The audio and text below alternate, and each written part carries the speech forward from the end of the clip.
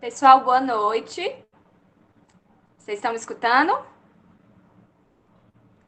Certo. Sejam todos bem-vindos, viu? A gente vai esperar aqui mais, dar uma tolerância de 5 minutos e logo mais a gente começa, tá bom?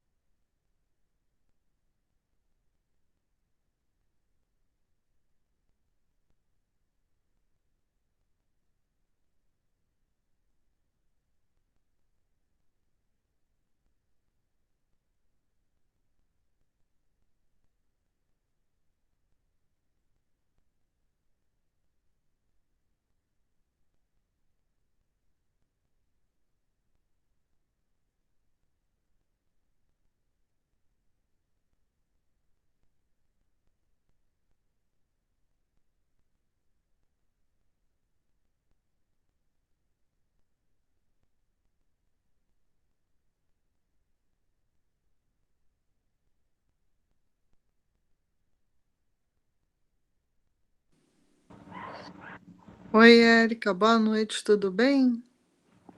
Boa noite, tudo bem? Seja bem-vinda. Muito obrigada. A gente pode convidar outras pessoas? Pode sim, Para pode sim. entrar, pode, só enviar o link para as pessoas. Não tem É, problema. tá bom. Então eu vou enviar para um grupo específico de junguianos, tá? Vou Tá enviar. ótimo. Legal. Obrigada. Tá? Bom, gente, eu acho que podemos começar, né? Boa noite a todas e todos. Eu sou Ingrid, sou uma das psicólogas da artesania, né? Hoje estaremos eu e Érica aqui representando a artesania, né? Para conversar um pouquinho sobre supervisão na clínica junguiana, né? Conversar, refletir, trazer algumas considerações e dialogar, né? Sobre esse tema. E aí a artesania, né, é um coletivo de psicólogos, somos 4 psicólogas, eu, Érica, Ana Karine e Ana Tersila, né? É um coletivo, né, voltado para difundir o conhecimento da psicologia analítica, para prestar assistência, né, psicoterápica, esse serviço em saúde mental, né? E então a gente oferece grupos de estudo, né, algumas palestras, encontros, né, para a gente estar sempre refletindo, né, sobre o nosso fazer, né? Então hoje a gente pensou esse momento aqui para discutir, debater um pouco sobre o tema da supervisão clínica, né, qual a importância da supervisão clínica, né, no fazer, né, no nosso fazer, na nossa prática clínica, certo? Então a gente vai trazer aqui algumas noções, alguns entendimentos sobre supervisão, né? Vai falar também um pouquinho da nossa experiência, né? Como é que a gente vivenciou isso na nossa formação. E aí a nossa formação, quando eu falo, é nossa formação continuada, né? E depois a gente vai abrir um espaço para perguntas, comentários, né? E também quem quiser compartilhar um pouco da sua experiência, né? Seja como supervisor, seja como supervisionando, tá certo? Então eu vou iniciar aqui a fala de hoje, né? E depois eu passo a palavra para a Érica, certo? Então, assim, eu gostaria de começar, né, trazendo algumas compreensões sobre a clínica, sobre o que é a supervisão clínica, né? Então, a supervisão, ela é tida, né, como um dos aspectos fundamentais para a formação do psicólogo, do analista junguiano, né? Então, juntamente com conhecimento teórico, conhecimento técnico, né, com análise didática, tem também a demanda pela supervisão, né, como uma parte da formação, né? E é uma parte da nossa formação que propicia uma integração da teoria com a prática, né? Assim, então, torna possível, né, essa articulação, teoria e prática, né? Mas aí a gente encara também essa teoria, né, trabalhada na supervisão como sendo utilizada, né, como uma ferramenta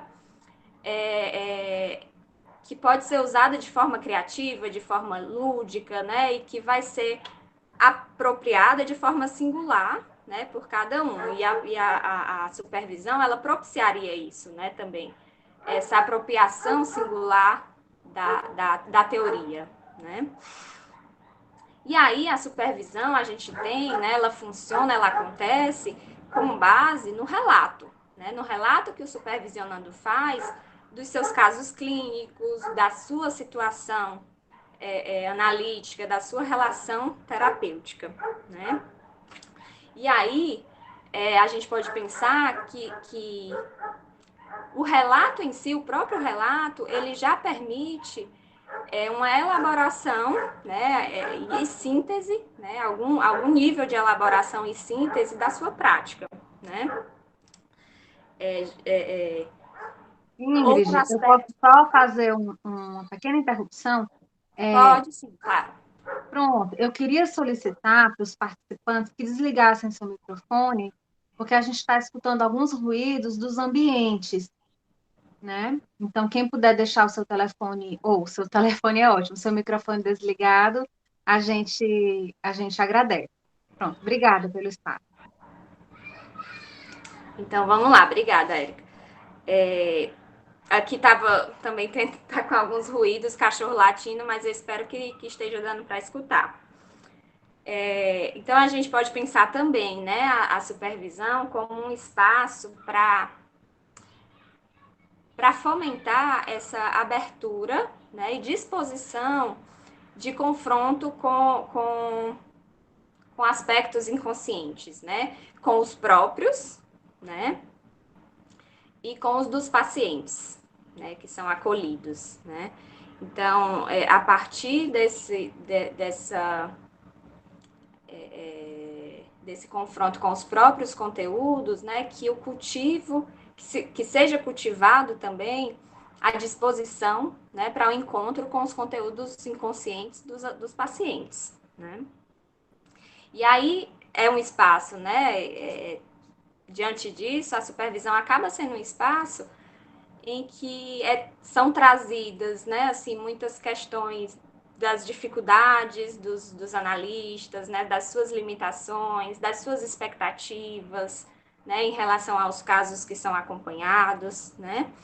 Então, a gente pode pensar, né, assim, que para além do conteúdo teórico, né, que é trabalhado, que é trazido, que acaba sendo trazido, né, para a situação de supervisão, também trazido, né, aspectos da experiência de vida, né, da experiência acumulada de vida de cada um, né, no sentido de se permitir fazer essa integração, né, tanto do conhecimento teórico como do próprio desenvolvimento, né, da própria experiência, né, de vida.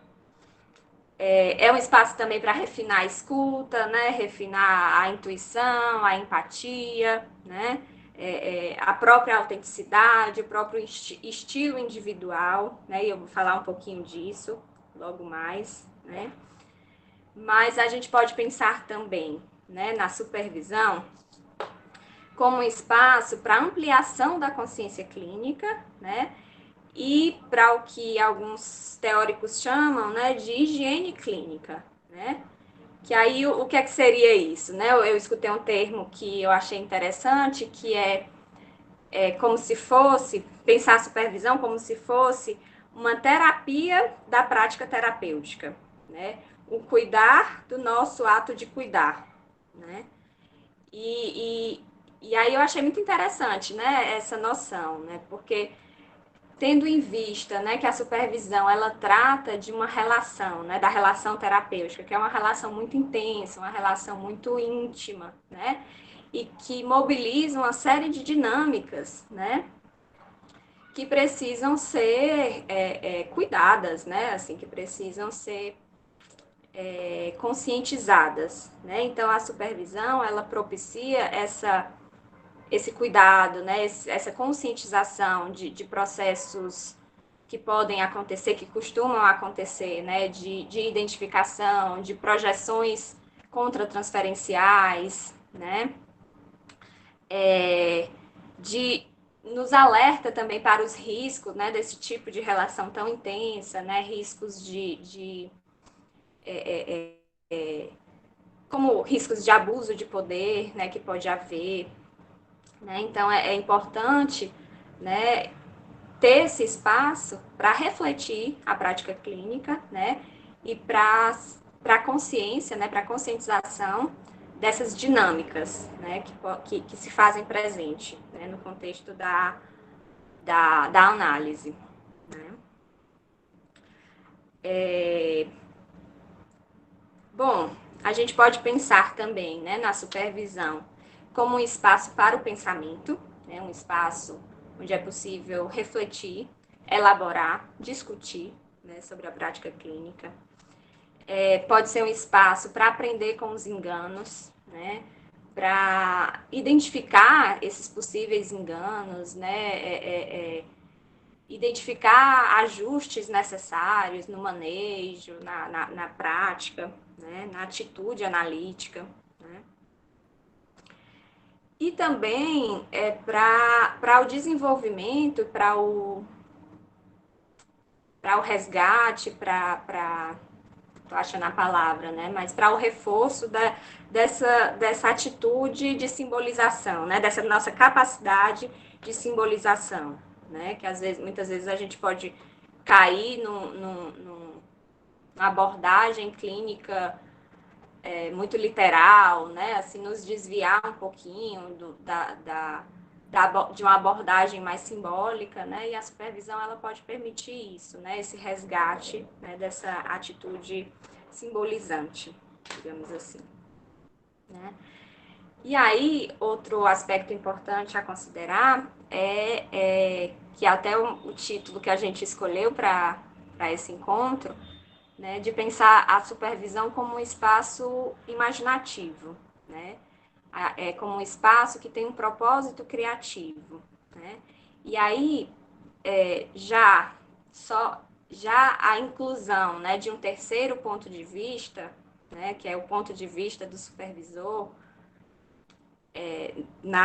esse terceiro ponto de vista em relação, né, ao par da relação terapêutica, isso já pode ser mobilizador desse aspecto criativo, né, da supervisão.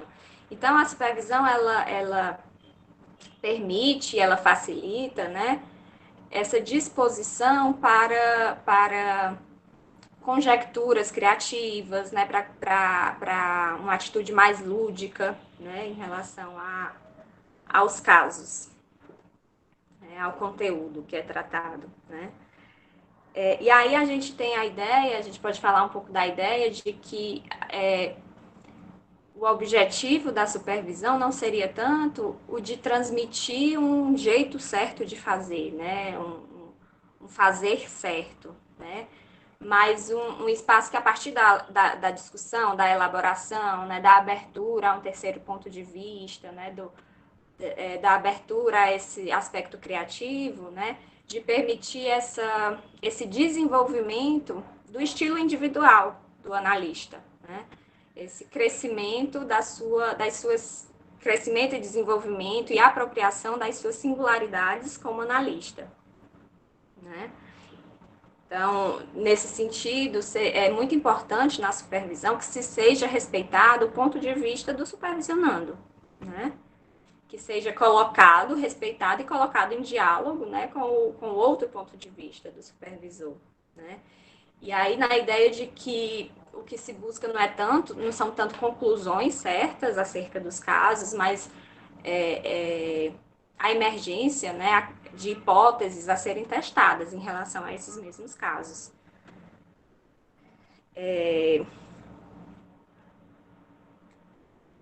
E aí, assim, o que se tem, o que se é trabalhado em supervisão, né, tendo em vista, né, que o supervisionando ele não tem como relatar, né, como contar exatamente o que acontece numa sessão, e o supervisor ele não tem como saber exatamente o que acontece numa sessão, né, o ponto de partida é uma fantasia sobre esse paciente em análise, né?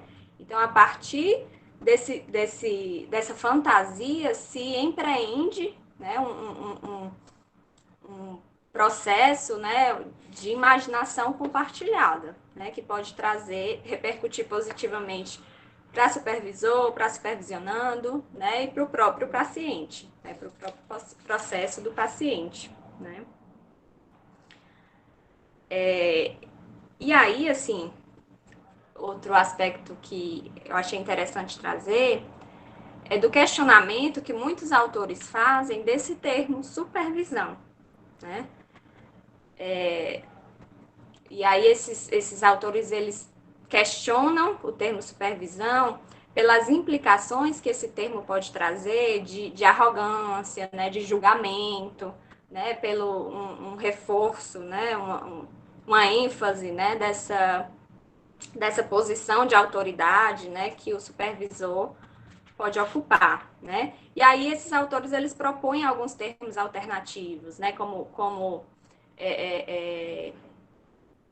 um espaço onírico compartilhado, né, um aprendizado mútuo, espaço para o pensamento, né? Então são termos que eles propõem, né, no lugar do termo supervisão, né, assim, para se desviar um pouco dessa ideia de monitoramento, né, de fiscalização. Né? E aí, assim, a gente tem algumas modalidades, né, que a gente pode pensar da supervisão clínica, né, que, por exemplo, a modalidade da supervisão individual, supervisão em grupo, né? A supervisão direcionada para terapeutas em formação, terapeutas inexperientes, né? A supervisão direcionada a terapeutas já com anos de experiência, né? E a intervisão, né? Que é outra modalidade que a gente pode pensar, né? Que seria mais essa troca mais simétrica entre pares, né? Como uma consulta mútua, né? E aí, nesse sentido, a gente chega na ideia, né, de que a supervisão ela não é uma exigência, uma demanda apenas de início de profissão, né? Não é uma demanda apenas de início de formação, né? Porque a gente parte do pressuposto que a gente está em constante formação, né? Em constante desenvolvimento profissional, criativo, né? Então, a supervisão é uma ferramenta para a vida toda, né?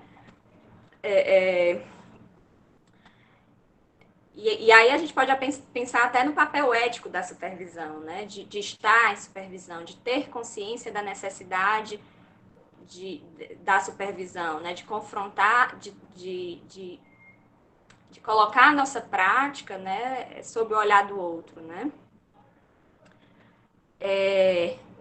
E aí, assim, a gente pode pensar também, né? Na ideia de que o interesse da supervisão seria esse desenvolvimento da autonomia, né, dos analistas, da autoconfiança, né, da sua apropriação como analista, né? E, e, mas a gente precisa também atentar, né, de que isso, né, por mais que se busque esse desenvolvimento da autonomia, essa autonomia não significa, né, uma se desviar, né, da consciência da necessidade constante da supervisão, né, para discutir, de se colocar nesse espaço de triangular, né, para se discutir essa prática, a sua prática clínica, né, para pensar a prática clínica, né.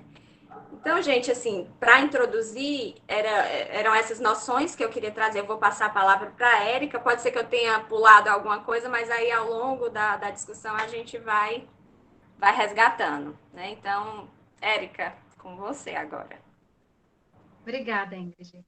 Gente, eu sou a Érica, boa noite a todos. Dando continuidade nessa fala, essa bela fala da Ingrid, né, sobre o que é a supervisão clínica, né, na perspectiva junguiana. E aí não tem como a gente falar sobre isso sem atentar para os aspectos teóricos que estão envolvidos também, né, dentro dessa modalidade, dessa abordagem de supervisão, né? Então, se é uma supervisão da clínica junguiana, é salutar, compreender que ela segue a mesma premissa da própria clínica junguiana, que é uma premissa junguiana, né? O Jung, ele escreveu um artigo, acho que foi em 1916, foi até publicado bem mais tarde, mas é um artigo chamado Função Transcendente. E nesse artigo, ele propôs que existe um esquema, né, uma estrutura dentro da psique, que ela é arquetípica e que ela é bem profunda, e que ela uma estrutura triangular, né? E que essa estrutura triangular é que está na base de toda e qualquer mudança e transformação psicológica, né? Que é a triangulação dialética, né? Assim como foi proposto pelo Hegel, né? Que é tese e antítese, e aí emerge um terceiro, né? Essas três partes como essenciais a toda mudança. E essa síntese que emerge a partir dessa tese, dessa antítese, ela não pode ser prevista por nenhuma das duas tese ou antítese, né? Ela é uma terceira coisa, ela é um terceiro ponto de vista, né?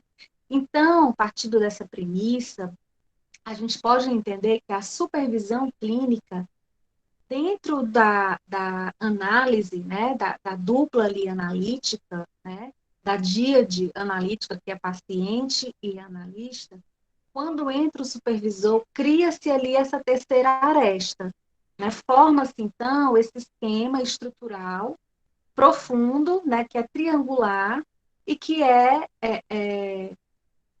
um terceiro elemento, então.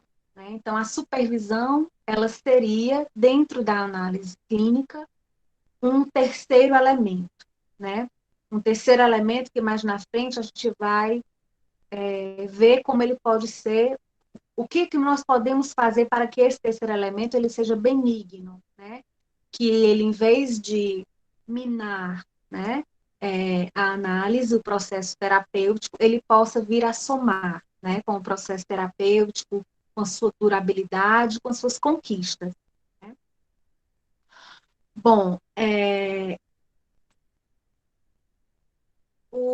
essa situação, né, que o Jung observa na psique, né, é como os pares de opostos que ficam ali se conflitando e que surge um terceiro elemento. Na supervisão clínica, né, existe ali o relacionamento intersubjetivo entre analista e paciente, só que esse relacionamento, ele é perpassado por uma série de questões profundas, que são as transferências e contratransferências, são as projeções, são as paranoias, são as identificações mútuas, né?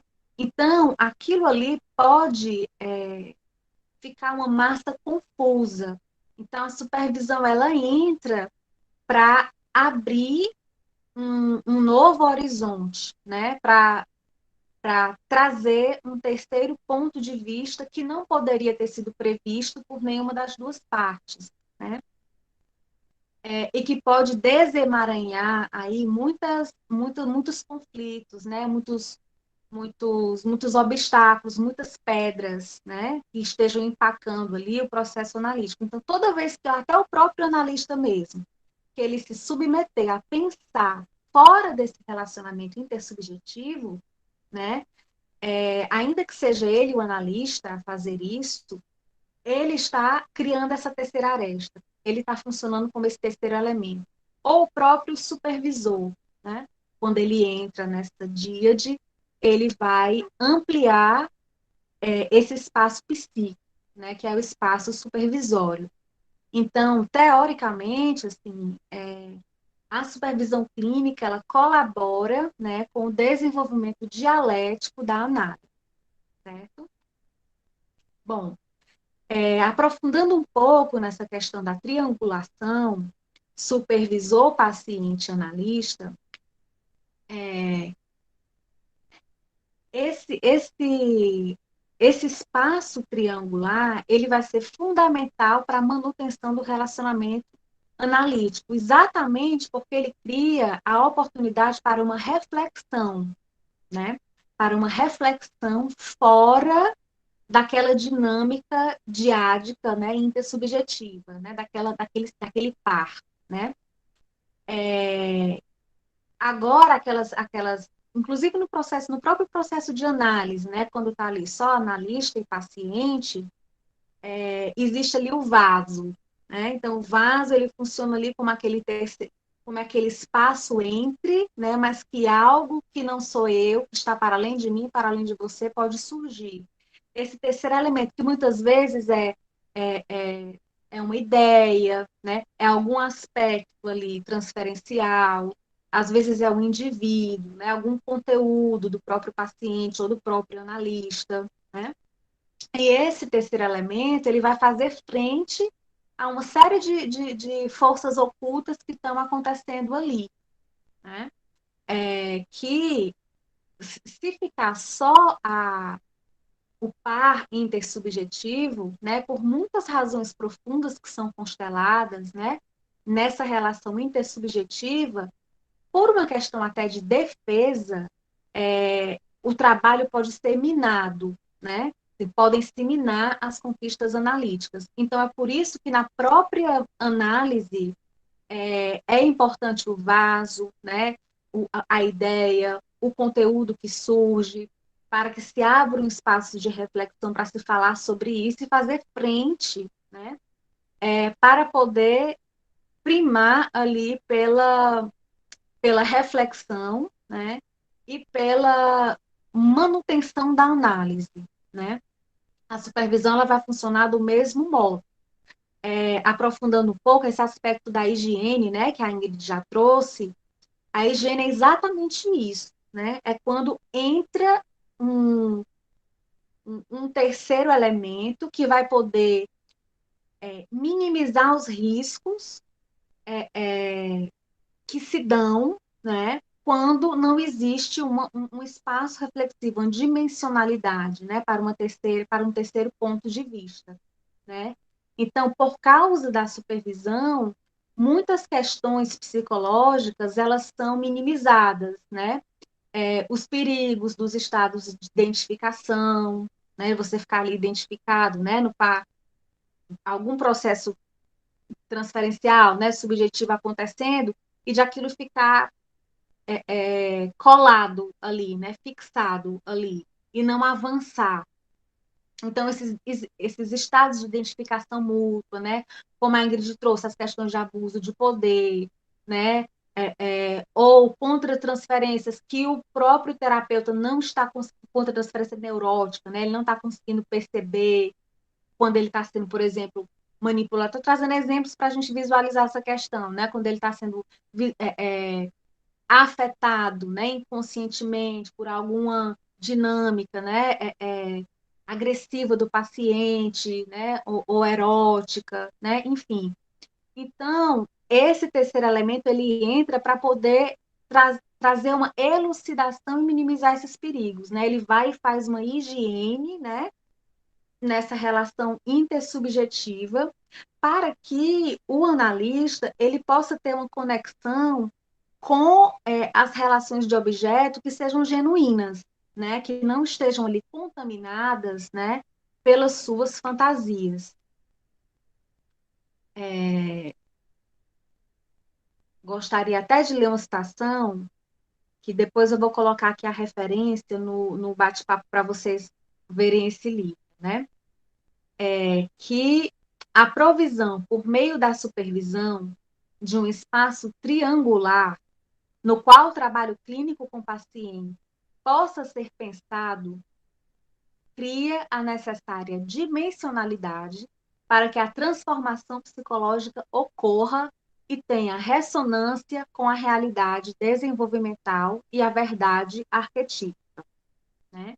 Então, é uma visão que traz, né, muitas vezes, a objetividade que um processo analítico possa estar precisando, por exemplo. Né? Que traz ali a emergência de um terceiro elemento, né, que surge daquele atrito, né, daquelas polaridades que estão ali se degladiando. Né? Que isso aí é exatamente a quando ocorre a função transcendente, né? Então, existe uma função transcendente na supervisão, né? Frente à análise clínica. O aspecto ético da provisão e processos supervisórios se baseia na noção de que uma genuína relação de objetos surge de tal dimensionalidade, né? Nessa dimensionalidade que o espaço reflexivo da supervisão pode conferir ao processo, né? E aí, a partir disso, uma mente, ela está consciente da realidade subjetiva da outra, consciente da realidade subjetiva da outra, não necessariamente identificada ou contaminada, né, por aquela realidade subjetiva, né? E aí, frente a essa consciência, né, escolhe, então, assumir uma responsabilidade ética, né, perante o outro, né? Porque as dinâmicas, né, assim, que acontecem dentro do processo de análise, a gente sabe que elas são profundas, a gente sabe que existe ali o não dito, né, as afetações, existem pontos cegos, E aí, se isso não é elucidado, né, se isso não é, não se é refletido sobre isso, né, fora do calor do momento, né, do calor da pontuação, fora ali, quando a análise acaba, na hora que se entra no espaço supervisório, né, é muito importante refletir sobre essas questões porque o nosso trabalho de analista, ele pode causar muitos danos, né, muitos prejuízos, né, a outro, né, a nós mesmos e a outro. Né? Por quê? Porque a relação analítica, ela afeta ambas as partes e ela modifica também ambas as partes. Né? Então, para analítico, ele vai até as profundezas. Né? Então, é muito importante essa dimensionalidade para poder higienizar o processo no sentido de trazer uma noção mais objetiva dessa relação, que pode culminar na saúde da análise, na manutenção do processo, né? E acaba não sendo só uma questão ética, né? Mas também uma questão didática, né? Como a Ingrid falou, da gente estar sempre pensando a própria prática clínica, né? Sempre supervisionando também o trabalho. Né? Então, a respeito do que a Ingrid já trouxe, né? Teoricamente era essa aprofundação, o aprofundamento, né? Que eu queria trazer para mais na frente a gente falar aí. Passo a palavra novamente para a Ingrid, e mais na frente a gente vai falar aí de algumas peculiaridades, transferência e contra-transferência e outras questões.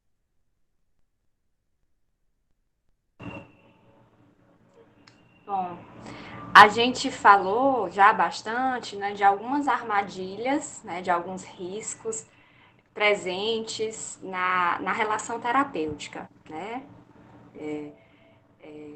característicos, né, dessa dinâmica, né. E aí, eu venho também falar de algumas armadilhas e rumos que a própria supervisão, a relação de supervisão pode ter, pode trazer também, né? Então, é muito comum que a supervisão possa ser encarada pelos supervisionandos como, como um aspecto de persecutório, né? Assim, como permeada de rivalidades, né? Então, tendo em vista que o trabalho analítico, né, ele envolve a personalidade do analista como um todo, né, o supervisionando, em situação de supervisão, ele pode se sentir muito exposto, né, e ele pode lidar com esses sentimentos de uma ferida, né, narcísica, né,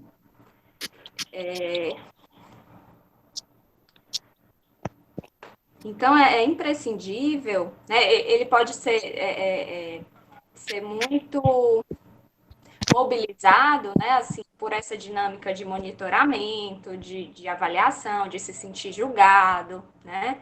Então, isso é comum, né, acontecer na situação de supervisão, mas é importante que se fique atento a isso, né? E até mesmo para que se possa, né, dar ênfase e dar atenção na construção, no estabelecimento de uma relação de confiança, né, na supervisão, né, de uma relação de curiosidade mútua, né, de um espaço para que se possa, né, sair dessa ideia, né, de perseguição, né, e que se possa se abrir para a reflexão, né, para o pensar à prática, né, para a imaginação, para o aspecto criativo, né? Então, criar essa atmosfera de confiança para mobilizar, né, essa atitude mais criativa em relação à prática clínica. Eu acho que tem alguém com o microfone ligado que talvez esteja gerando alguns ruídos, se vocês puderem. Pronto, obrigada. Obrigada, Maria. Então, assim, é comum também uma dinâmica na supervisão, né, uma dinâmica de poder. Essa dinâmica de poder, ela está presente, né?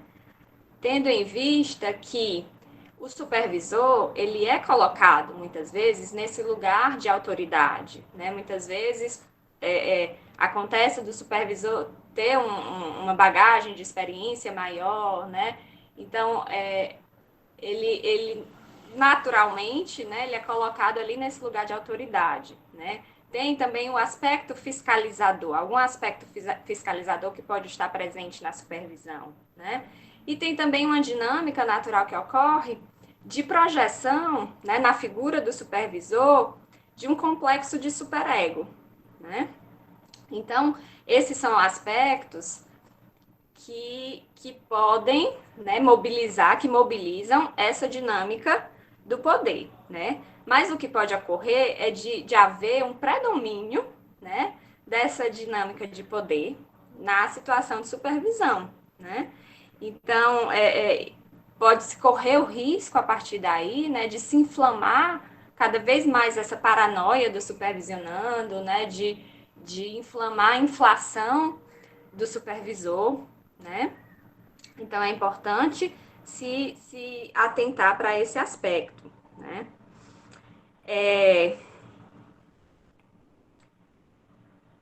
A gente, a Erika vai falar um pouquinho mais, né, das dinâmicas de transferência e contra-transferência, né?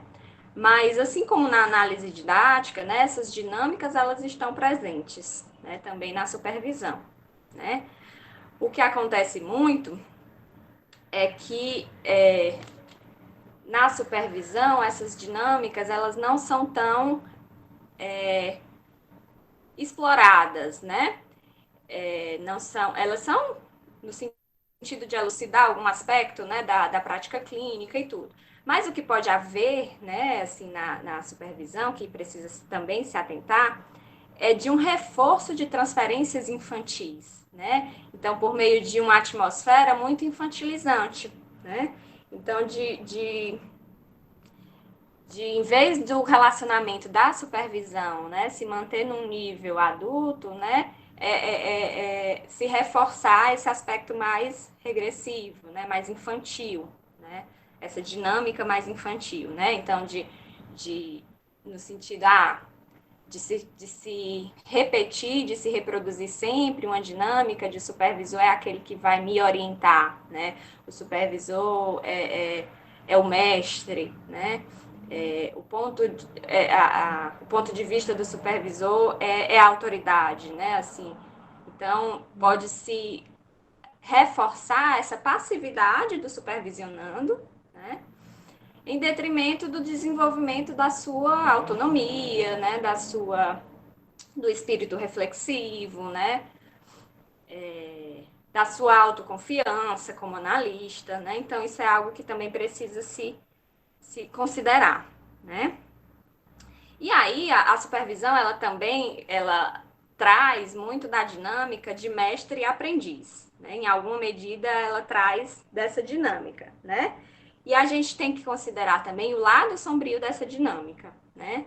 Que, né, ela é caracterizada, né, pela utilização do poder, né, não para facilitar o crescimento e o desenvolvimento dos supervisionandos, né, mas para enfraquecer, né, a sua autoridade legítima, né, a legitimidade do seu ponto de vista, né? Então pode haver, né, a dificuldade do supervisor de sair desse lugar idealizado, né, de sair desse lugar em que ele é colocado, de permitir o afrouxamento, né, dessa transferência idealizante, né, de permitir o crescimento e a autonomia do supervisionando, né? Então, esses são alguns aspectos que precisam ser atentados, né, dinâmicas que podem estar presentes na supervisão, né, que em um momento ou outro está presente, mas que ela precisa também dar espaço, né, para para apropriação, né, do estilo individual do supervisionando, né? Então, a validação, né, sempre desse estilo individual, né, de cada um, né? Na perspectiva já falada anteriormente, né, de que não se está tratando aqui de um jeito certo de fazer, de um jeito padrão de fazer, de uma técnica, da transmissão de uma técnica que é replicável, né, assim, é, por qualquer pessoa, da mesma forma, né? Então, se busca aqui a individuação, né, dessa prática. Né?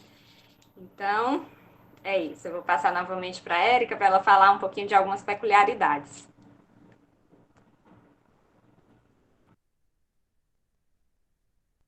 É.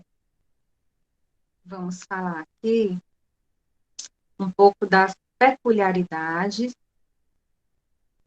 da supervisão junguiana, né, da clínica junguiana. Foi bem, foi um bom ensejo, né, quando a Ingrid estava falando sobre a supervisão não ser ensinar algo a ser replicado, né, porque o próprio Jung, a gente que tem lido, né, tem se aproximado, né, de sua teoria, de sua prática, ele tinha uma certa aversão aos dogmas, né, ele tinha uma certa...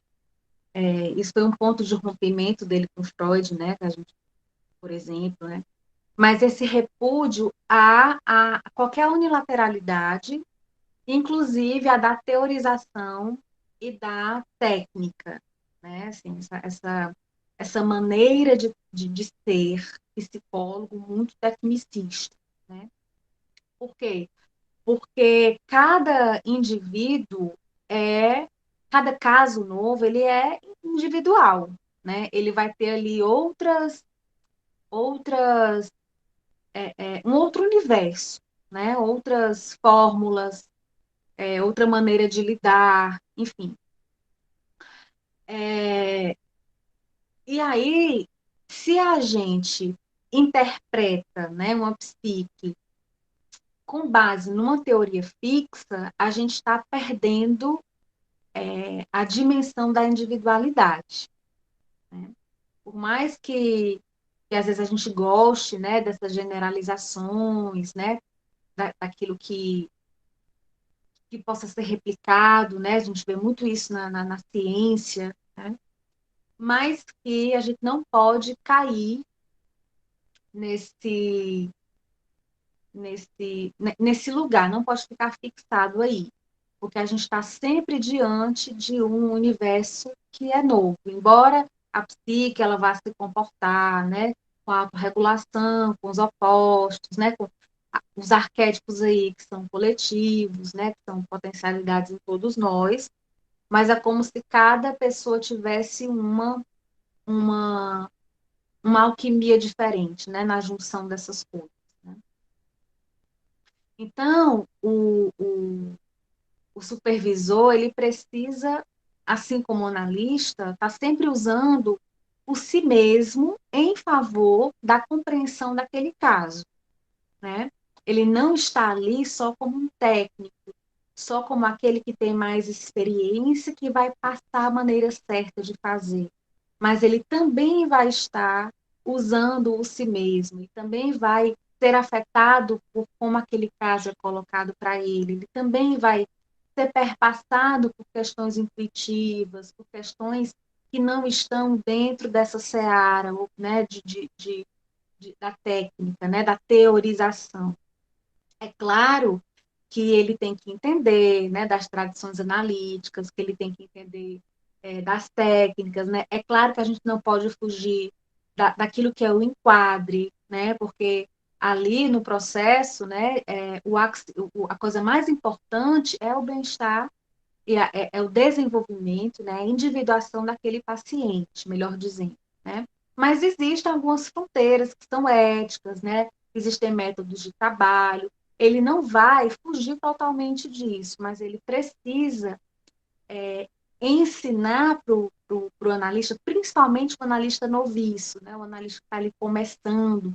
A gente sai da faculdade com essa insegurança, né? Como é que vai ser nos meus primeiros atendimentos, né? E esse tipo de insegurança ou de preocupação diante do novo, né?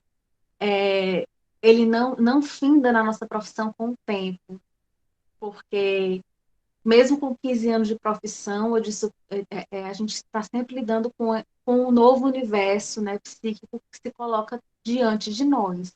Então, o supervisor, ele também vai a ensinar o seu supervisionando, né, que é o analista, a criar um espaço de aprendizado que não é só teórico, mas que ele também é experiencial, vivencial e que ele também é, inclusive, emocional, né? Então, é um espaço onde muitas elaborações que são lúdicas, que são intuitivas, que são criativas, elas devem acontecer. Então, isso é uma peculiaridade muito da supervisão na clínica junguiana, né? Esse olhar para si mesmo, esse deixar decantar, né? Esse, olha, porque logo no começo, né, assim, ou mesmo que não seja no começo, né, mas até eu me coloco como analista, né, às vezes a gente quer já entender alguma coisa, né, já encontrar alguma resposta. Existe um certo grau de ansiedade, né, em acertar, né, e o supervisor, para ele ser um terceiro benigno, né, ele não vai fomentar essa busca pelo acerto. Ele vai fomentar a busca pela imaginação, ele vai fomentar a busca pela curiosidade, ele vai exercitar esse sentir do processo analítico, né? E aí, aos poucos, né, essa ansiedade de acertar, ela vai dando lugar a outras coisas, vai dando lugar à compreensão e à honestidade, né, de que existem ambivalências nos processos, né, que existe muita necessidade de reflexão. Como a Ingrid já falou antes, existem o quê? Hipóteses a serem testadas, né? Então, com o tempo, o supervisionando também vai ajudando o analista a entender e a sustentar, né, esse estado de curiosidade de não saber, né? Até ali um terceiro ouvido frente a conteúdos que eles são simbólicos, né? Que eles vêm do inconsciente, que eles não são muitas vezes cognoscíveis, né? Não são de fácil compreensão. Então, é necessário deixar também essa curiosidade do não saber, né? Esse testar de hipóteses, né? Estão ambos ali, supervisor e analista, estão ali experimentando, como se fosse, sabe, saboreando o processo, fantasiando o processo, né? Agora, tem que ter um cuidado também para não ficar demais nesse não saber, né?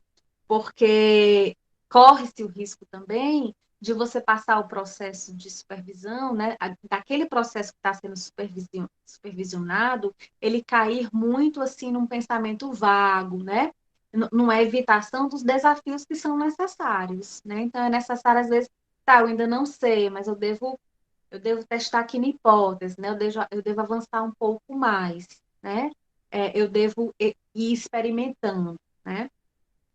Da mesma forma também, aquilo que o analista ele vai sendo ensinado nesse tipo de supervisão a atentar, né? Às vezes a gente chega no supervisor, olha, às vezes até escreve bem direitinho, né? Tudo que aconteceu na sessão, palavra por palavra. Né? Isso é importante para eu saber, como analista, como é que está sendo o meu ritmo, né? O que é que eu estou colocando em palavras, né? O que foi que me escapou naquele momento que eu deveria ter dito, né? Onde é que eu faltei com empatia, né? Onde é que eu fiz uma intervenção que não foi analítica, que não foi adequada. Tudo isso está dentro do escopo desse tipo de supervisão, mas também outros pontos, né? Aspectos que estão na esfera do não dito, né? Aspectos que às vezes eles não são mencionáveis, né? É, é, anseios eróticos, né? É, é, essa questão, né? De como é que eu posso colocar isso? Do contato físico, né? Às vezes existe muita tensão, ansiedades, né? Ansiedades em torno do contato físico, né? Existem outros, recebimento de presentes, né? Existem outras coisas ali acontecendo que às vezes para o analista é muito difícil, é embaraçoso colocar aquilo para o supervisor, né? Mas que quando ele coloca, né? Quando ele vai para esse espaço significativo, simbólico, né, que é profundo e amplo, né, que às vezes não está na esfera do dito, né, que a técnica, que a ciência, que o método não vai abarcar, né? Então, está ali surgindo, então, um espaço que leva ao crescimento, né? E ao desenvolvimento do estilo individual, né? Como a Ingrid estava trazendo. Entrando aqui nas questões de transferência e contra-transferência, ela também existe dentro da relação de supervisão entre o supervisionando e o supervisor, né? Mas, como a Ingrid já falou, não vai ser explorada. Em que sentido ela não vai ser explorada? No processo analítico, né, quando o paciente, às vezes, ele tem uma transferência, né, em relação a gente, por exemplo, né, uma transferência mais né, de um afeto mais regressivo, né, pegando aqui um exemplo que a Ingrid já trouxe, né, um paciente mais infantilizado, no caso aqui já o paciente, não supervisionando, né? O paciente mais infantilizado, o analista, muitas vezes, ele precisa explorar aquela transferência, precisa manter, digamos assim, o paciente exatamente naquela posição, precisa ser um pouco maternal, né? E dar para aquele paciente, naquele início de processo, ou por um determinado momento, aquilo que ele está precisando, né? Porque às vezes é perigoso você já interromper ou você já derrubar uma transferência, né? A gente espera que o paciente ele vá recolhendo isso, né? Com as intervenções e vá e essa transferência vá dando lugar a dinâmica objetiva, né, mais madura, né, aos objetos ali mais genuínos, né. Já então, né, na análise, existe uma exploração dessa transferência, que é importante para o processo. Agora, já na supervisão, embora essa transferência, essa contra-transferência também aconteçam, né, como foi trazido aqui alguns exemplos, né, de mestre, né, ele sabe, eu não sei, né, e outras dinâmicas que podem acontecer, o supervisor ele não vai explorar aquilo ali, ele não vai entrar na atuação daqueles papéis, né? Ele não vai performar, digamos assim, né, o acting out, né? Ele não vai, ou mesmo explorar aquela transferência, ele vai elucidar, né? Ele pode trazer aquilo ali para como aquilo afeta aquele relacionamento deles naquele momento, né? Tem muitos supervisores que falam assim, olha, isso aí eu percebi, né, tal questão sua comigo, ou tal questão sua, né, em relação ao seu paciente, né, um ponto cego seu, algo que você não está vendo, né, o supervisor ele pode elucidar isso, e alguns supervisores eles falam assim, não, isso aí você leva para trabalhar na sua terapia, né. Estou trazendo essas questões, né, não para apontar o que é o certo e o errado, porque o nosso objetivo mesmo é fomentar a discussão, né? Porque, por um lado, pode-se estar interferindo no ritmo da análise didática do analista, né? De ele levar para a sua análise, né, de uma forma forçada, aquilo que o supervisor apontou para ele levar, e não aquilo que o processo dele está no seu próprio desenvolvimento apresentando, né? Então, na supervisão, são cuidados que se tem que ter sobre essa postura, né? Porque o supervisor ele também é um analista. Não que ele vá explorar, né, e ser o analista do supervisionando, mas ele pode se comportar analiticamente em algumas situações que estejam tocando, né, no trabalho da supervisão, né? Pode trabalhar aquela questão naquele relacionamento ali, né? De modo a trazer um insight, né? De modo que o supervisionando ele possa reconhecer, olha, tem muito material pessoal meu aqui, né? E se ele faz esse reconhecimento, independente de que ele vai levar ou não isso para a análise dele, né? Mas ali ele já teve uma postura de abertura para perceber que tem material dele ali sendo constelado, sendo afetado, porque o supervisor ele agiu analiticamente, né? Em prol da elucidação e de resgatar aquela dinâmica para o lugar da relação adulta, da relação madura, né? E se o supervisionando ele reconhece o seu material pessoal, isso vai ser frutífero, né? E o analista ele vai estar auxiliando, né, no crescimento psicológico, não só profissional, né, mas psicológico também do seu supervisionando, né? Uma outra transferência, contra-transferência que pode acontecer em processo paralelo é a contra-transferência à distância, né? Porque vamos dizer que o supervisionando, ele está lá falando do seu caso, né? Vai estar lá falando do seu paciente. E o supervisor que está escutando aquele relato, só de ele ouvir como o analista fala, ele já tem uma contra-transferência em relação ao paciente do supervisionando, né? Então, é uma contra-transferência à distância, né? Não só o analista reage ao seu paciente, mas o supervisor reage ao paciente a partir do que o supervisionando o analista traz, né? E aí ele pode até captar coisas por causa desse tipo de contra-transferência que o analista não esteja captando, né? Agora, é sempre importante atentar para o fato de que não se pode confiar exageradamente nessas contratransferências, né? Porque o material, o conteúdo que o analista está trazendo do seu paciente sempre deve ser a figura, né? Sempre deve ser o mais importante, né? E não a contratransferência do supervisor, né? Não essa contratransferência à distância, né? Outro ponto importante para trazer, né, dessas peculiaridades da supervisão na clínica junguiana é que a supervisão ela precisa funcionar como um continente, né? Ela precisa aquele terceiro, né, que vem para ampliar essa dimensionalidade, que vem para higienizar as dinâmicas intersubjetivas, né, que vem a tudo aquilo que a gente já trouxe aqui, né? Mas que também vem para aumentar a confiabilidade, né? No processo analítico, né? Então, ele funciona como um terceiro benigno quando ele consegue promover esse tipo de insight, né? No seu supervisionando, né? Quando ele está trazendo à tona discussões sobre atuações do supervisionando que o paciente constela nele que ele não está conseguindo ver, né? Então,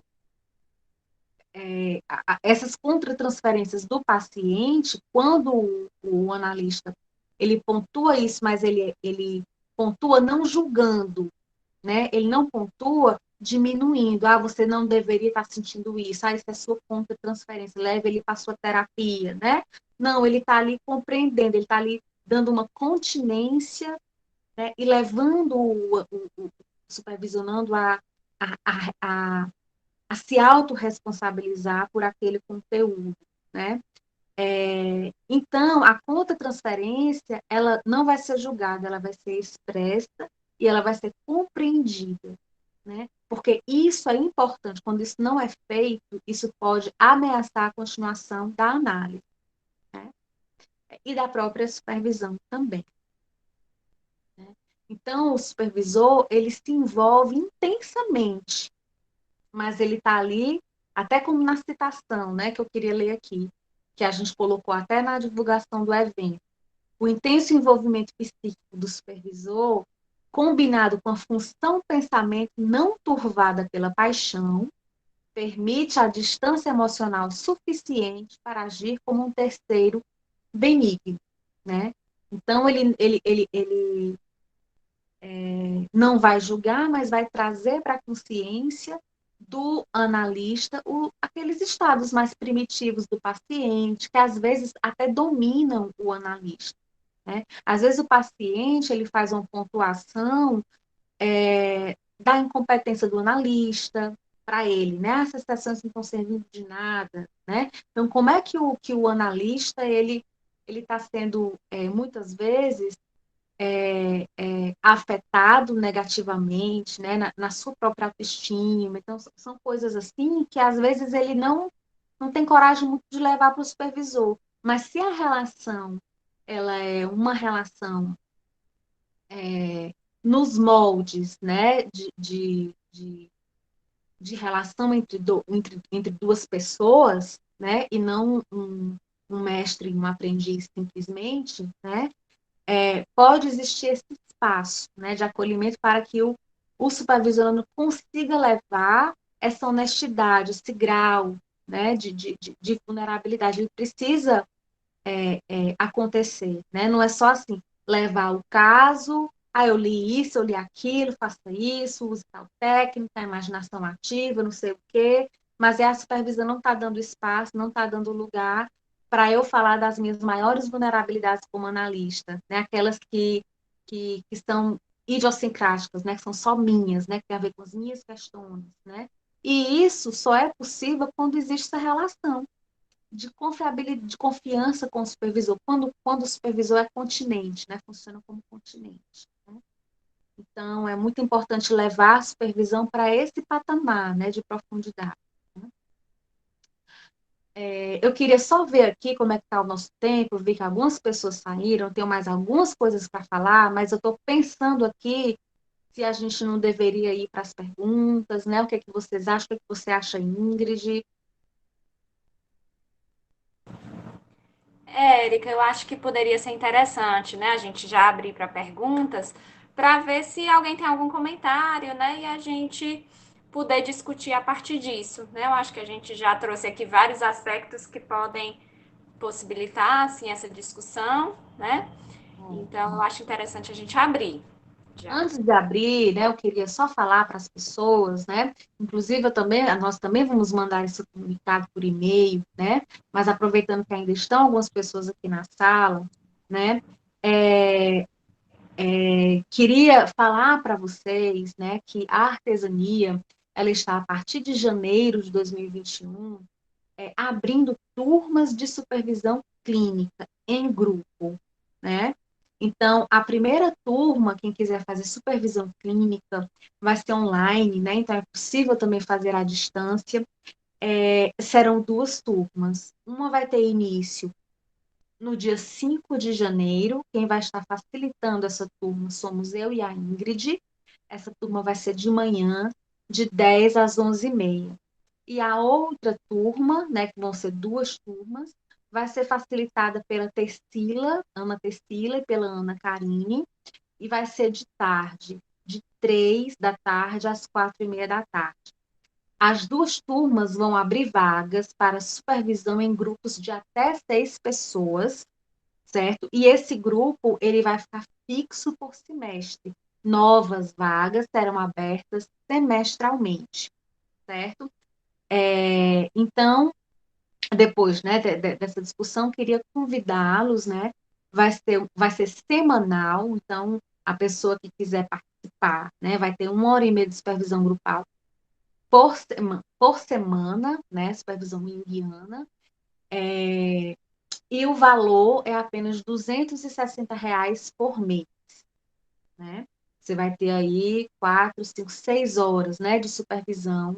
Então, é um valor bem em conta, bem bacana. Se você está aí, independente se você já se formou agora, né, ou já tem mais experiência, mas quer se desenvolver ainda mais, né, com essa ferramenta, é só nos procurar, tá bom? Agora a gente pode abrir o espaço aí para discussões, perguntas, para a gente poder bater um papinho também.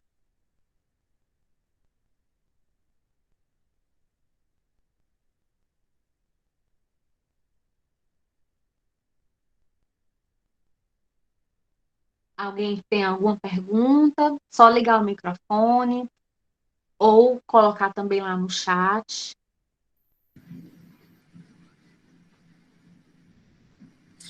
Gente, aqui é a Tarsila falando. Eu vou só comentar algumas coisas que colocaram no chat, tá? Que a Ana Karine falou que lembrou da série In Treatment. que as sessões de supervisão eram sempre ricas de afeto, de elucidações e criação. E alguém pediu, Érica, a fonte da citação que você usou, para você colocar aqui nos comentários, né, não esquecer. Tá, isso foi só sobre os comentários. Agora eu vou fazer a minha pergunta. Eu fui anotando várias coisas enquanto vocês estavam falando, mas eu acho que o que mais me chamou a atenção quando a gente falando de... Como é que eu vou colocar isso? Só um minuto. Eu estou organizando na minha cabeça.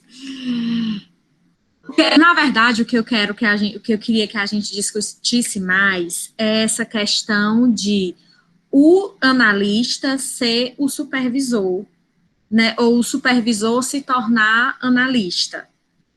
Porque aí a Érica trouxe um pouco dessa discussão, trouxe bastante dessa discussão, falando no sentido de que, às vezes, a supervisão pode invadir um pouco o processo de análise do paciente, ou do supervisionando, né? E eu acho que, a meu ver, eu acho que o supervisor precisa ter esse cuidado para não invadir o processo de psicoterapia, porém, eu acho que é um pouco inevitável, né? Porque você está em terapia, você está em análise, está atendendo e está fazendo supervisão, e, de repente, alguma questão trazida por algum paciente te afeta muito, né? E você fala daquilo na supervisão, inevitavelmente isso vai interferir no processo de análise, né? A não ser que a pessoa realmente opte por não olhar daquela forma, não tenha condições naquele momento e tal. Mas eu acho que sempre há essa interferência, né? No sentido de que os casos que chegam e a forma como eles nos afetam vão afetar os nossos processos, né? Porque nos afetam justamente porque às vezes tocam em uma questão do nosso processo que a gente ainda não conseguiu lidar. Então, eu acho que é um pouco inevitável essa coisa de interferir no processo de psicoterapia, mas eu entendi que o que foi colocado aqui não foi isso, né? Foi colocado aqui a necessidade do supervisor ter essa sensibilidade, esse cuidado. Então, isso foi uma questão que me chamou a atenção, e a outra é como é que vocês veem essa possibilidade de misturar mesmo, de o supervisor ser também analista, né? E só mais um comentário para fechar, que assim, eu percebo, por exemplo, quando algum caso me afeta muito, eu levo para minha análise, além de levar para a intervisão, né? E esses momentos são momentos muito ricos. Geralmente eu me dou conta, quando eu levo algum caso para minha análise, eu me dou conta, assim, de muita coisa que eu não estava me dando antes. Então, é muito rico, mas aí eu não sei se é interessante ou não fazer junto. Aí eu queria ouvir de vocês, o que é que vocês pensam. Tarsila, quer falar, Érica? Pode falar. Pode falar, eu vou complemento depois, se eu sentir necessidade. Pode falar. Certo. Eu, a partir da fala da Tarsila, né, eu gostaria até de complementar também um pouquinho com a minha experiência, né, de que eu já passei por essa situação, né, de misturar, digamos assim, né, de fazer análise e supervisão com o mesmo profissional, né, e aí algumas coisas que eu posso trazer aqui até para a gente pensar, é que isso é possível, isso acontece, né? Mas eu penso que alguns cuidados precisam ser tomados, né? No meu caso, por exemplo, acabou acontecendo que havia uma predominância de supervisão em detrimento da análise, né? Hoje, né, que eu tenho isso separado, eu tenho o espaço da análise e eu tenho o espaço para a supervisão, acontece muito, né, de em análise eu levar também meus casos, como a Tarsila compartilhou que acontece, e é sempre muito rico, né, porque os casos mexem com questões nossas, né, com limitações, né, com questões que precisam ser trabalhadas, né. E acontece também de na supervisão, né, alguma questão minha surgir, né, e ser ali em alguma medida, não como, profundamente como no análise, né, mas de ser alguma medida tocada, né. Então, parece que mesmo estando separado, né, essas coisas, elas se misturam em alguma medida porque a prática, né, envolve as nossas questões, né? Então a gente está ali tratando na supervisão da nossa prática, mas a gente está na nossa prática com a nossa personalidade inteira, né? Então isso vai aparecer nos dois âmbitos, né? E eu penso que a supervisão, né, apesar da gente de ter que ter esse cuidado, né, assim, de não se interferir na análise, né, mas ela pode ser muito um estímulo, né, um convite ou um espaço de percepção do próprio supervisionando por ele próprio, né, de questões que precisam ser trabalhadas, né, de questões que precisam ser mais olhadas, né, de questões que estão sendo afetadas, que estão afetando o seu trabalho, e isso em si, né, ser uma mobilização para ele próprio levar para a terapia dele, né, não que o supervisor vá determinar, vá direcionar o que é que ele tem que levar ou não, né, mas de a supervisão mobilizar, né, conteúdos, né, e mobilizar o supervisionando e convidar o supervisionando a levar isso para a terapia dele, né, indiretamente. Então, acaba abrindo esse espaço aí para o desenvolvimento de alguma forma, né? Agora, assim, eu não tenho resposta definitiva, assim, se pode misturar, qual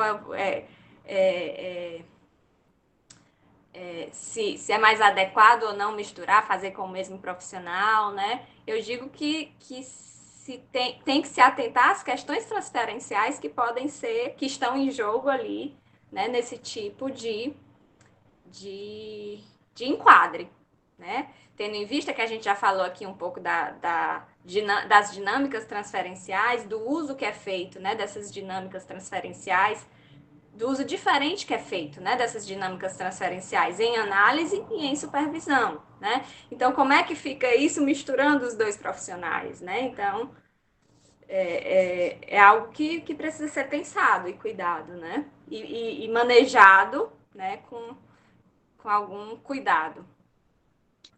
Exatamente. Eu fico, né? Tá. Eu, como supervisor, né, preciso elucidar determinada contra-transferência, né, do meu supervisionando, né, para que ele possa ver esse material e não atuar lá na análise com o paciente dele, né? Só que aí eu vou estar elucidando uma contra-transferência, ou uma questão, né, do meu supervisionando, que talvez dentro do processo de análise fosse importante não elucidar e sim explorar, né? Então, assim, só que eu fico pensando que esses processos, né, eles também podem acontecer mesmo quando os profissionais estão separados, né? Por quê? Porque o supervisionando, que é o analista, ele tende realmente a levar para a terapia dele coisas que ele percebeu na supervisão, né? Então, de uma certa forma, pode até acontecer que o processo de supervisão, quando ele elucida algo, ele até meio que avance um pouco o processo analítico, que talvez fosse explorar aquilo um pouco mais tempo, né, que aquela elucidação não fosse acontecer de uma forma muito, muito prematura, né, dentro do processo, mas que a supervisão trouxe isso para ele, né, e não necessariamente isso vai ser prejudicial, né, porque vejamos, né, que notemos que quem está buscando isso, né, quem está levando conteúdos para supervisão de análise, né, ou levando conteúdos de análise para supervisão, é o próprio sujeito, né? Assim, esse é o aspecto ético que é importante atentar. Uma coisa é o supervisor dizer, leve essa questão para a sua análise. Outra coisa é ele não dizer isso, né? Aquela dinâmica apareceu, foi elucidada, e o analista supervisionando ele, não, olha, eu estou com vontade de levar isso para a minha análise, porque eu percebo né, que eu preciso atentar para isso também, né? Funciona como se fosse uma análise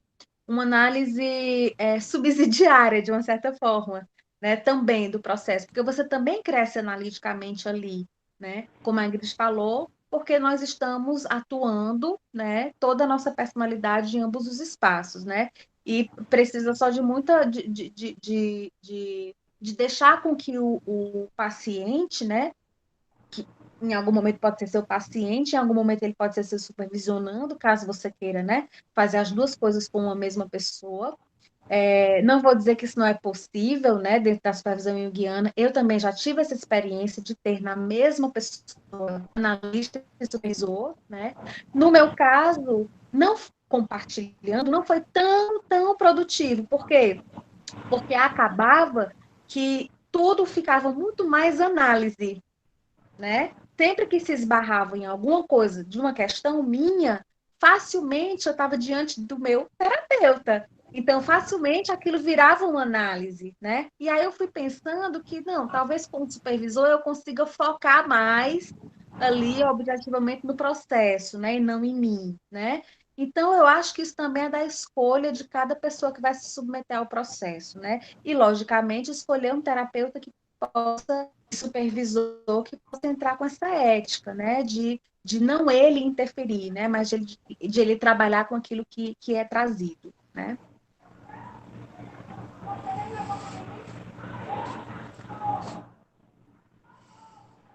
Alguém gostaria de falar algo, perguntar algo? Tem algumas pessoas aqui falando que já precisaram sair, né? Que gostaram das suas explanações. Eu quero dar o feedback aqui que eu já coloquei, tá, pessoal? Nos comentários, o livro de onde eu tirei a citação é um livro do Joseph Cambray e da Linda Carter, Psicologia Analítica, Perspectivas Contemporâneas em Análise Junguiana, né? E como não... Sim, só dá um minutinho aqui para ver se alguém mais se manifesta. Depois eu faço o fechamento. Pronto, meninas, eu queria fazer uma pergunta, por favor, rapidinho. Minha câmera desligou, mas eu acho que vocês estão conseguindo me ouvir, né, direitinho? Estamos. Obrigada. Bem, eu, além de analista, sou supervisora, né, também, para outros junguianos em prática clínica, mas no momento eu só trabalho com a supervisão individual. E aí eu queria saber se o espaço, né, que vocês estão pensando, proporcionando, ele também está disponível, né, ou aberto para gente que já está trabalhando com essa questão, né, com essa prática da supervisão, intervisão, mas que também quer também como se fosse estar em comunidade para discutir os casos clínicos e oferecer, né, também pontos de vista outros para colaborar com o processo de quem esteja, né, nos grupos, porque eu infelizmente acabei precisando tirar meu fone certa hora, e aí eu não ouvi se era algo que estava indicado realmente só para quem era um analista ou recém-formado, ou com ainda início, né, de clínica. Vocês entenderam a pergunta? Sim. Obrigada. Obrigada a você, né, pela sua pergunta. Roselane, né? Roselane. Isso. Sim, né? O nosso espaço de supervisão em grupo, ele está aberto a qualquer analista, né, formado, recém-formado ou não, mas que queira se submeter, que queira fazer supervisão em grupo na modalidade online, independente se ele já fez ou se ele faz outras supervisões, né? Assim, se você quer levar um caso, né? Se você quer ter essa experiência de supervisão de grupo, qualquer coisa que te mobilize a fazer supervisão em grupo com a gente, você sendo um analista, tendo pacientes, né, levando seus casos, você se enquadra, sim, você pode, sim, se matricular. Ai, que legal. Muito Tá bom? ótimo.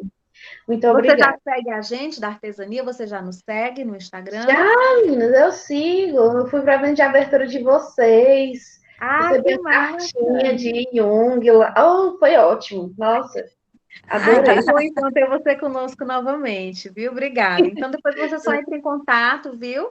Para pegar Sim, todas as informações direitinho, tá? com certeza. Muito obrigada, meninas.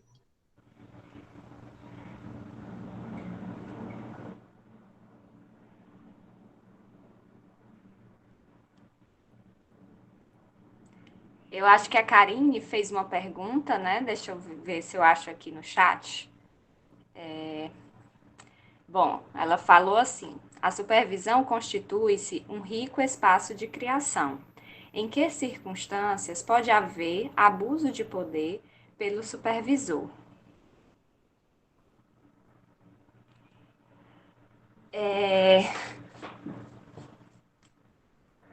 Bom, foi uma ótima pergunta mesmo da Karine, né? Então, a gente já falou um pouquinho, né, de que existe sim, né, essa dinâmica, ela ronda ali a supervisão, né? E a fixação, né, o abuso de poder, né, ele pode vir diante da fixação nessa dinâmica, né? E que aí que eu penso que pode ser fomentada e propiciada tanto por questões do supervisionando, né, como por questões do próprio supervisor, né? E a gente aqui já trouxe algumas hipóteses, né, assim, de haver a dificuldade do supervisor, né, é, é, é, essa de sair desse lugar, né, de idealização, né, de sair desse lugar de autoridade, né, e pode também, por parte do supervisionando, né, assim, haver, né, esse predomínio essa fixação, né, numa posição de passividade, né, numa posição infantil, numa posição de insegurança, né, o supervisionando que ele vai muito para a supervisão em busca, né, de de uma orientação sobre como fazer, né, como é a prática clínica, né, o que é que eu tenho que fazer, né, um supervisionando que se coloca muito naquela ansiedade, né, que é comum inicialmente de acertar, né? De ter as conclusões corretas, né? Então, o supervisionando ele pode ir muito nessa dinâmica, né? De receber do supervisor aquele conhecimento teórico técnico, né? De como ele vai proceder, né? De como ele vai manejar determinados casos, né? E se fixa nessa dinâmica, né? Em alguns momentos, sim, vai haver uma orientação, né? Vai haver uma discussão dos aspectos teóricos, né? Mas se fixa nessa dinâmica, né? Pode haver uma dificuldade de abertura, né? Para o aspecto criativo, né? Para a autonomia, para o desenvolvimento da autonomia, né? Do supervisionando, né? Para um reforço, né? Daquela posição em que o supervisor é colocado, né? Então, às vezes é difícil sair desse lugar de autoridade, né? Às vezes o supervisor pode se sentir ameaçado, né? Assim, pelo crescimento, né? Do seu aprendiz, digamos assim, né? Então, de haver assim um bloqueio, né, para essas contestações do seu ponto de vista, né, para as discussões de outras perspectivas. Pode haver também, né, uma rigidez do supervisor no sentido de ele próprio estar preso, né, numa teoria enrijecida, né, ou dele fazer um uso enrijecido da teoria, né, então dele se fixar numa teoria estagnada, né, assim, e ele se fechar, né, para uma apropriação criativa dessa teoria, né? Então é mais ou menos isso assim que eu pensei. Não sei se a Erika quer complementar. Não, achei que contemplou bem a pergunta, né?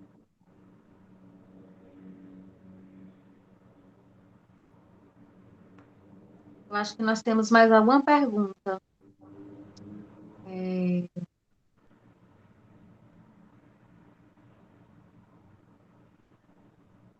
Eu achei aqui, Érica, vou falar. Achou? Para vocês, o que difere a supervisão em psicologia analítica de outras abordagens? Certo. Eu vou falar algo a esse respeito, porque eu já fiz supervisão em outra abordagem. Antes de eu ser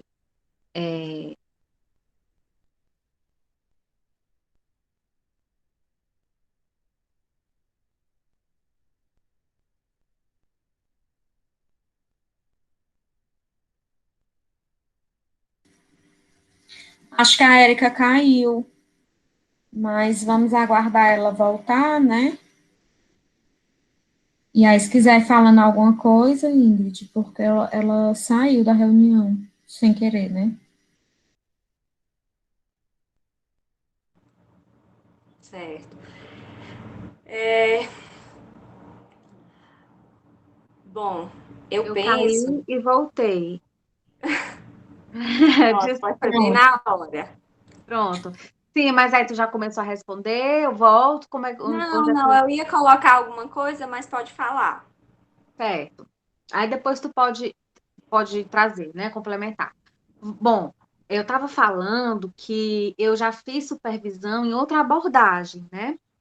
Eu estou entendendo que essa pergunta é bem direcionada assim para vocês, né? O que é que difere?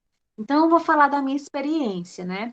Antes de ser analista junguiana, eu trabalhava com a psicologia humanista, né? A abordagem centrada na pessoa, do Carl Rogers, né?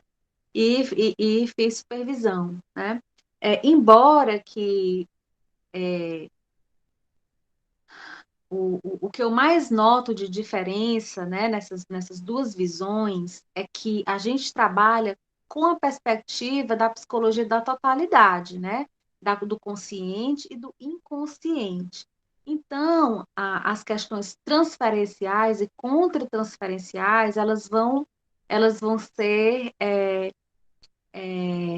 olhadas, né, elas vão ser expressas, elas vão ser compreendidas, elas vão ser elucidadas de uma forma muito peculiar, né, das psicologias profundas, né, que trabalha com o inconsciente, né, com os act-outs, né, a atuação, que é diferente de uma supervisão clínica, de uma psicologia humanista, por exemplo, que está mais voltada ali para as questões do aqui e agora, né, para a psicologia da consciência mesmo, né, então esses aspectos ali mais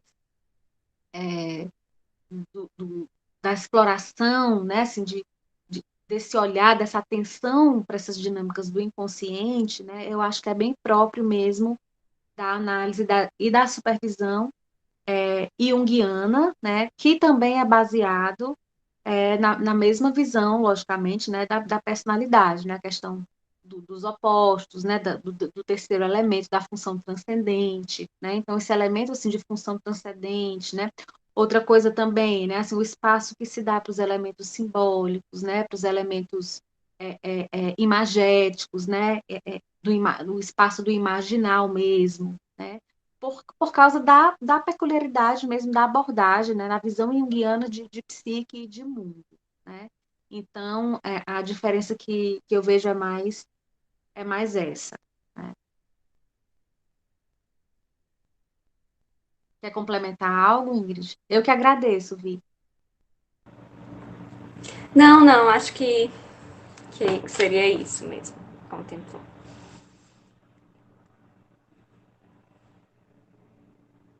Temos mais alguém? Podemos fazer um fechamento? Acho que sim, né? Até pelo avançar da hora, né?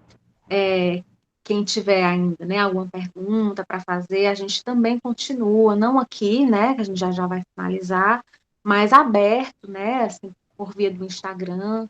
Quem não nos segue, né, @artesaniapsi, a gente pode continuar, né, falando sobre supervisão lá também. queria, né, agradecer a participação de todos vocês, né, todas as pessoas que se inscreveram, que nos ouviram até aqui, que fizeram perguntas também. E agradecer também, Ingrid, de você, né? Foi muito prazeroso para mim desenvolver, né, essa temática, aprendendo também, né, junto com você e rumando para esse novo desafio da artesania que são os grupos, né, de supervisão clínica em grupo. Érica, eu também gostaria de agradecer, né, essa parceria que a gente está fazendo, né, que continua fazendo, sempre, é sempre muito bom esse espaço para discutir, né, e está sendo muito interessante isso, né, assim, da gente poder compartilhar aquilo que está mobilizando, né, que está sendo mobilizado na artesania, né, então da gente aproveitar essa mobilização e criar esses espaços para compartilhar, né, para também interagir com outras perspectivas, com outros pontos de vista, né?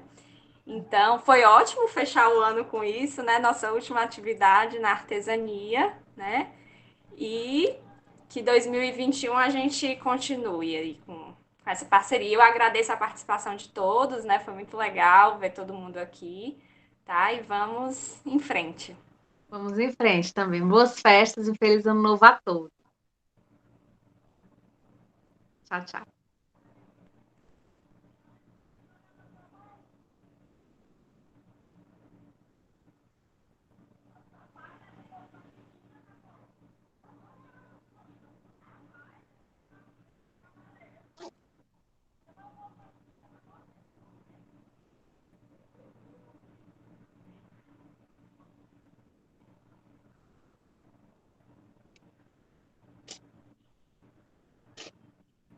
Obrigada, gente, pelas felicitações aqui nos comentários.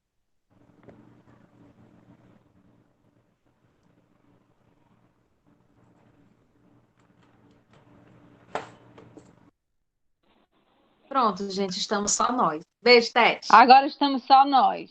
Beijo. Beijo. Beijo, Karine. Vou Tchau. encerrar. Beijo. Tá bom. Tá.